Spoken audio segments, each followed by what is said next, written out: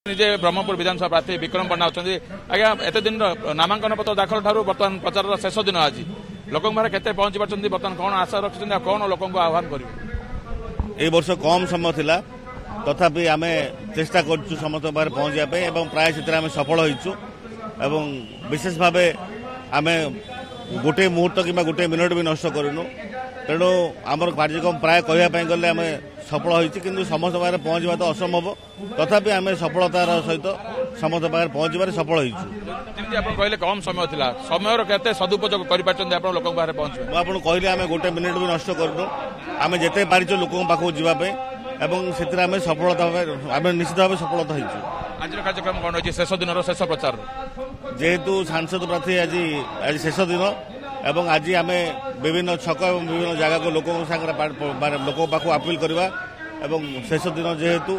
ब्रह्मपुर सहर विभिन्न छक और विभिन्न कोण अनुकूल को जाकि आम समस्त अपील करने निष्पत्ति से कथा आम अपेक्षा आपण मैंने अधिका कहीपर आपण मैंने दीर्घ दिन है बुलूले लोक पाक जाऊे वार्ड मीटिंग जाऊे वार्ड आम प्रचार कार्यक्रम था आपण मैंने जाऊे से आपण मैंने ठीक परिलक्षित कर जो कथा आप पचारि निश्चित भाव ब्रह्मपुर जनसाधारण तो एकतर भाव आमको आशीर्वाद कर शंकर चैन को एवं समस्त नवीन बाबू नेतृत्व को मानि नहीं सारा ब्रह्मपुर जनसाधारण आबाल बुद्ध वनिता समस्त आशीर्वाद रही समस्त श्रद्धा रही शुभेच्छा रही ब्रह्मपुर सहर प्राय एकाकार शंख ध्वनि एकाकार